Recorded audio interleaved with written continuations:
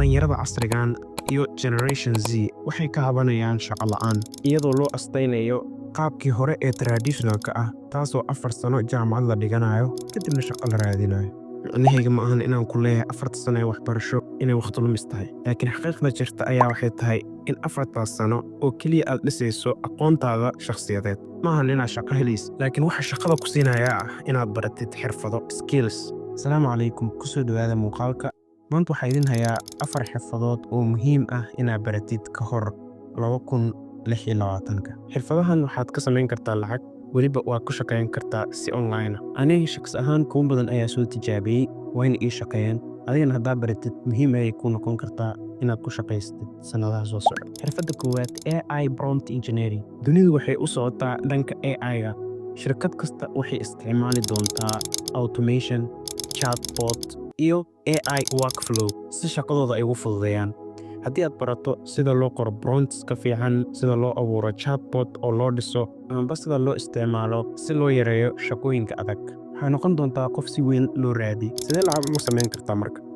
Abuurista inaad diyaariso chatbots u diyaariso ganacsiyada. Okay, chatbots maxaa la dhahaa? Chatbot waxaa la dhahaa in dadka online-ka ganacsiyada ku leh marka ay ka maqan yihiin online-ka ama WhatsApp-ka in la helo chat oo AI ah oo u jawaabo samaynta promptyada oo la iibiyo. Inaad iibisid oo aad samaysid promptska iyo sidoo kale AI consulting inaad samaysid. Okay, xirfadda labaad, video editing, short form content waa inaad u samayto ganacsiyada TikTok, Reels iyo YouTube Shorts, kuwaas oo aad muuqaalo u edit garayso gaaban oo ka turjumaya alaabta dukaankooda u yaalo. Haddii aad ku fiican tahay editka ama transitionska ama abuuritaanka contentska, si fudud ayaa ku heli kartaa shaqo ama macaamiil. Marka waa xirfadda labaad oo ay qasab ka tahay inaad baratid ka hor 2026. Xirfadda saddexaad waa graphic design iyo social media marketing. Maanta ganacsi walba maanta wuxuu u baahan yahay naqshad qurux badan iyo social media inuu ka soo muuqdo.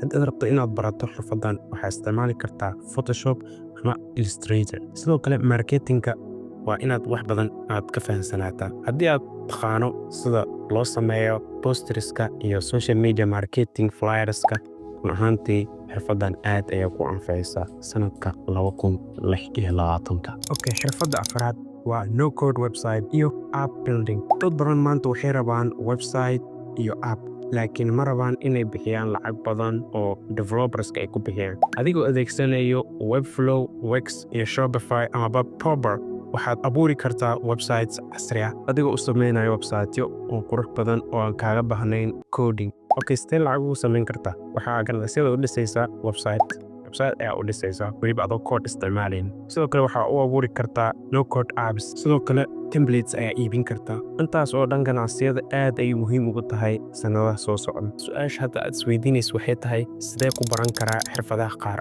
Maanta wax walba YouTube-ka ay daadsan yihiin weliba iyagoo free ah. Maanta aniga hadda macalinkaygu ugu horeeyo waa YouTube ayaa wax walba ka barta. Marka tag YouTube koorsadaad rabtid baro, kadib waqti geli, xoogaa 2 bilood iyo 3 bilood geli, kadib markaad pro aad ku noqoto suuqa gudaha u gal. Runtii maraba muuqaalka inuu soo dheeraado, waxaan idinkaga tegayaa sidaas ammaanaan lah. Fadlan channelka subscribe haddii aad muuqaalo noocan oo kale aad xiisayso. Waxaan idinkaga tegayaa sidaas ammaanaan.